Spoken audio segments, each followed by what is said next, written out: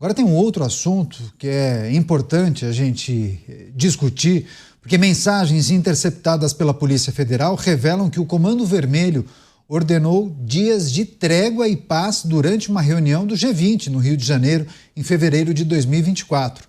Nesse comunicado, Arnaldo da Silva Dias, conhecido como Naldinho, preso em Bangu, integrante da cúpula da facção, teria dito que um representante das autoridades do Estado teriam o procurado para pedir a pausa nos crimes.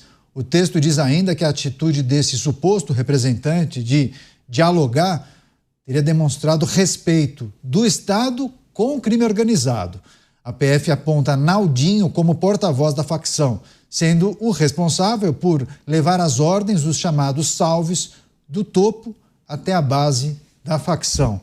Chamar o Mota, porque eu acho que tem muitas considerações a serem feitas a respeito dessa notícia. Mota, quais são os seus apontamentos, os aspectos que a gente precisa considerar, o que representa uma determinação do Comando Vermelho de trégua durante a realização do G20? E a notícia diz que houve uma tratativa de um representante do governo com a facção. Quem vai comentar essa notícia, Caniato, é o meu amigo Neto. Neto não é o nome verdadeiro dele. Neto é oficial da Polícia Militar do Rio de Janeiro e ele me pediu que preservasse a sua identidade. O que ele tem a dizer sobre essa notícia é isso. Quanta hipocrisia a imprensa noticiar esse fato como se fosse a primeira vez que isso tivesse acontecido. Como se essa não fosse uma estratégia comumente adotada quando grandes eventos são realizados no Rio de Janeiro. Como se isso não fosse a admissão pública e repetida da falência do Estado.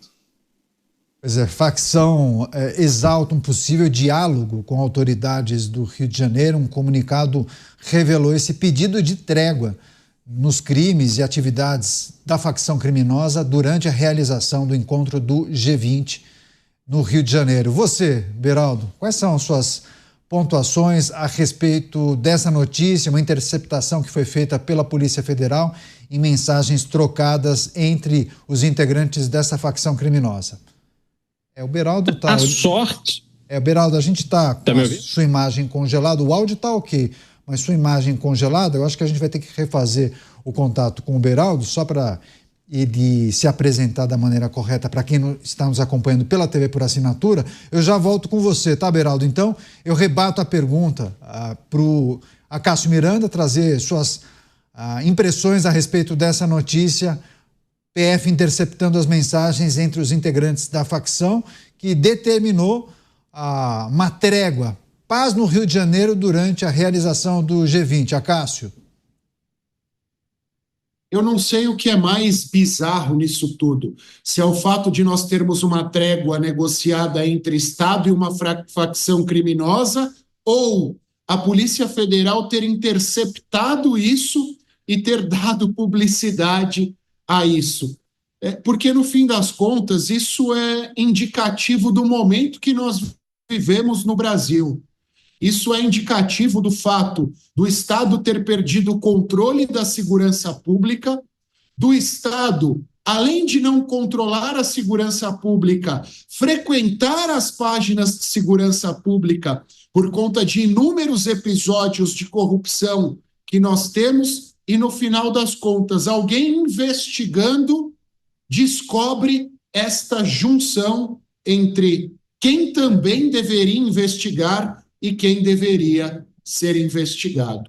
O autor do Brasil, caso nós fôssemos uma história, seria a pessoa mais criativa do mundo. Mas é a nossa realidade. E eu fico imaginando alguém lá fora, alguém na Dinamarca, alguém na Suécia, a quem seja apresentada uma história como essa. De que forma este dinamarquês, este sueco, reagiria a uma situação como essa? Se ele acharia que essa é uma situação real, ou ele diria que nós, brasileiros, somos muito bem-humorados estamos contando uma anedota para ele. E agora sim, o Cristiano Beraldo de volta. Há muitas pessoas que consideram que esse tipo de tratativa acontece com uma frequência maior do que as pessoas imaginam, que em dados momentos aí representantes de governos estaduais, isso ao longo da história, também chegaram a negociar com grupos criminosos para darem uma segurada, pelo menos durante um período. Enfim, a gente daqui a pouco traz as impressões sobre essas informações também. Mas você, Beraldo, Comando Vermelho, mensagens interceptadas pela Polícia Federal e o salve que teria sido dado para o pessoal pegar leve durante a realização do G20, Beraldo. A sorte é que as autoridades aceitam esse tipo de acordo e que a partir daí é possível realizar esses grandes eventos com um mínimo de normalidade para que a imagem do Brasil não seja ainda mais destroçada no exterior. O fato é que a gente fica vendo representante, prefeito e outras figuras dizendo o Rio é maravilhoso, temos aqui uma experiência impressionante para fazer esses grandes eventos que transcorrem na maior normalidade, quando no fundo eles só são possíveis porque há esse tipo de tratativa entre o Estado e o poder paralelo e o crime organizado. Não há realmente nenhuma novidade nisso.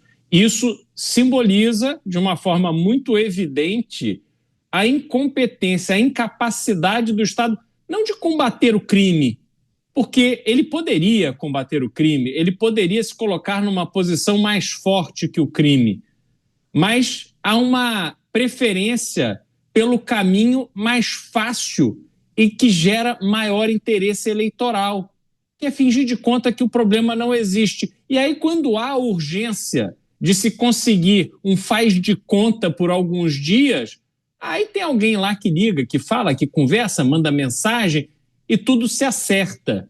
Porque depois eles serão compensados. Não pensem vocês que esses líderes das facções criminosas vão dizer, olha, pessoal, puxa, em solidariedade aqui aos nossos amigos políticos, aos líderes estrangeiros que participarão do G20, vamos pegar leve. Não, não existe isso. Essa matemática é feita e é pago em dobro.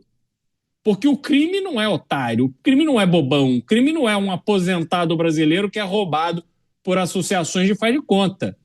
O crime tem a sua planilha, ele tem a educação financeira muito bem elaborada para saber o quanto ele vai perder e o quanto ele vai cobrar, para valer a pena para ele fazer essa suspensão.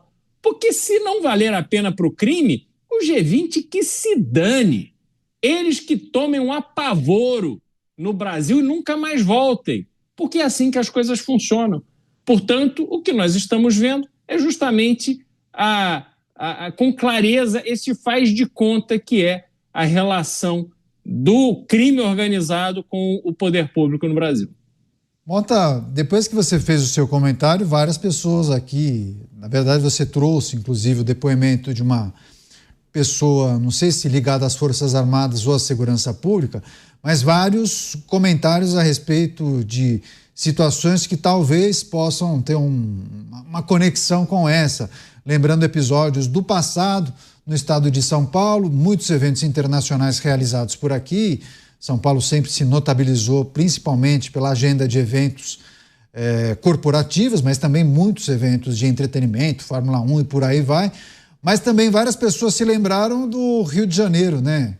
Que sediou as Olimpíadas e também que abrigou muitos jogos da Copa do Mundo de 14. Como é que funciona em um evento internacional que recebe tanta gente, ainda que nenhuma administração divulgue isso, mas há sinalizações de que eventualmente esse tipo de coisa possa acontecer, Mota? É uma suspeita que muita gente tem, Caniato, e que é uma suspeita que é reforçada por comentários como esse comentário feito pelo meu amigo. O Rio de Janeiro hoje tem aproximadamente 1.500 áreas dominadas pelo crime, a maioria pelo narcotráfico, algumas pela milícia. É como se essas coisas não existissem aqui no Rio de Janeiro. Isso deveria ser motivo para uma comoção nacional. O Congresso Nacional deveria parar os seus trabalhos e reagir a essa usurpação do território nacional. O sistema de justiça criminal deveria reagir a isso. O que a gente vê é que traficantes, milicianos, membros de facções são tratados como se fossem pobres coitados. Mas a gente vê mais do que isso. A gente vê políticos fazendo comícios nessas áreas que são de extremo risco, sem tomar nenhuma precaução maior a respeito de segurança. De vez em quando a gente vê autoridades, altas autoridades, fazendo visitas a essas áreas, sem escolta, sem qualquer tipo de proteção. A gente vê ministros andando de moto nessas áreas, sem usar capacete, é lógico. Eles explicaram, não pode usar capacete porque a regra do local não permite. São áreas tão perigosas que nessas áreas, às vezes, nem a própria polícia consegue entrar. A gente viu outro dia aqui imagens de um carro da Polícia Federal que quase entra sem querer numa dessas áreas e foi alertado por populares. Então, é de causar, no mínimo, um certo estranhamento. Como é possível se programar esses eventos gigantescos anunciados no mundo inteiro, como esse evento aí da reunião do G20? Eu me lembro nesse dia, foi decretado feriado na cidade, eu tentei sair com a minha família da cidade, eu fiquei parado no engarrafamento monstro, porque toda a cidade tinha parado para que os poderosos, os 20 poderosos, pudessem andar para lá e para cá nos seus carros blindados, escoltados por motociclistas.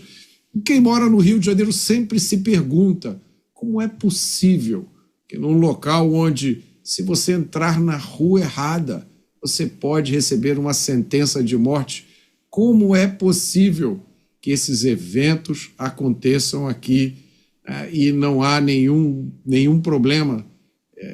Eu acho que o cidadão tem pelo menos que se indagar o que está acontecendo. Programa Pingos nos Is, recebendo também as pessoas que nos acompanham pelas emissoras de rádio espalhadas por todo o Brasil. A notícia em destaque, analisada pelos nossos comentaristas: a Polícia Federal interceptou uma série de mensagens de integrantes do Comando Vermelho, e aí nessas mensagens são revelados detalhes de um pedido, de uma trégua para crimes durante a reunião do G20 no Rio de Janeiro. E aí um representante da facção teria exaltado, elogiado o diálogo com autoridades no Rio de Janeiro, dizendo que essas autoridades demonstraram respeito para com a facção. Agora, Acácio, o texto diz justamente isso, que a atitude desse suposto representante do governo de dialogar, de conversar com a facção, teria demonstrado respeito do Estado com o crime organizado. E aí a polícia revela que o tal Naldinho, ele é conhecido como o porta-voz da facção, que é ele quem leva essas ordens, né? Os chamados salves da cúpula da facção criminosa para a base da facção. E aí eu me lembro desse episódio que o Mota também trouxe, do carro da Polícia Federal dando um marcha ré, né? Que foi alertado de que ali, no final da rua, seria o início de uma comunidade que era melhor que aquele carro não avançasse. E aí o Mota fez o comentário naquela ocasião de que quem deu uma marcha ré não foi o carro da Polícia Federal, foi a sociedade, né? Que se acuou, que retrocedeu, que cedeu ao crime organizado. E a gente tem que considerar também esse movimento, né? Quando o governo, o Estado faz um movimento para dialogar, para negociar com o crime organizado, e aí o crime organizado entende isso como um sinal de respeito. Peraí, o Estado está respeitando o crime e está desrespeitando, então, toda a sociedade? Não está fazendo o seu papel. E também não é justo com a sociedade, né? Vender para o resto do mundo que aqui está tudo bem. Está tudo errado, Acácio. Existem algumas formas de desrespeito nisso, né?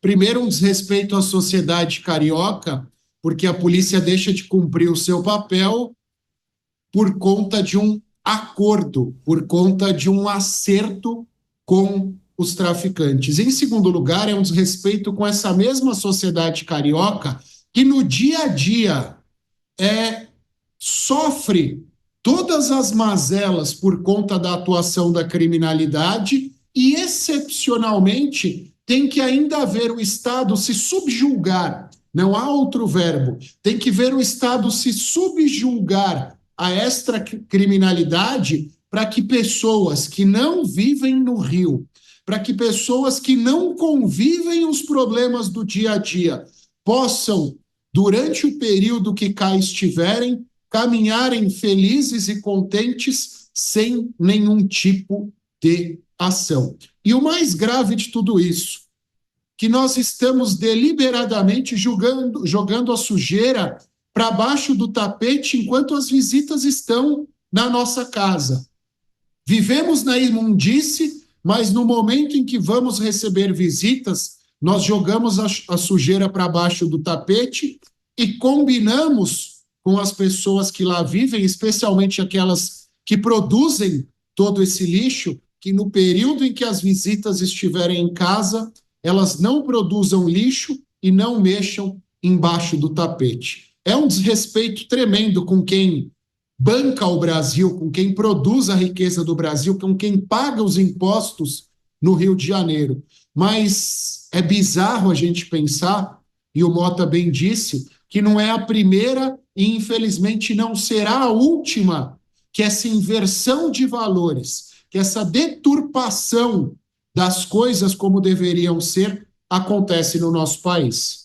E vem de uma imagem completamente distorcida, né, Beraldo? Que eu fico imaginando as milhares de pessoas que vieram para cá para participar do encontro do G20, passearam, né, Copacabana, Ipanema, Leblon, restaurantes, foram tomar um drink ali no quiosque, daí depois fizeram os elogios nas redes sociais que acabam divulgando essas casas, e aí isso é uma realidade, uma bolha ali, né? É uma realidade completamente distorcida. Foram 5 dias, ou sei lá quantos, 3 ou 4 dias, em que o Rio de Janeiro funcionou exatamente como deveria funcionar, mas não para os cariocas e fluminenses, né, Beraldo? Pois é, fake news essa realidade que se consegue a partir do entendimento entre autoridades e os comandantes do crime organizado. Mas a gente precisa lembrar que estamos no país em que o magistrado, ao mandar alguém ser preso, dar uma sentença de prisão a alguém, se preocupa em saber se aquela pessoa, a qual facção ela pertence, porque o preso não pode ir para um determinado presídio por causa da facção. Até essa lógica absurda que consolida o fato de que os presídios brasileiros são completamente dominados pelo poder paralelo, já foi incorporado como algo cotidiano no Brasil. E são esses mesmos magistrados, representantes do judiciário, que muitas vezes ficam ali defendendo a lógica da progressão de regime, da saidinha e de tantas outras benesses que criminosos recebem no Brasil.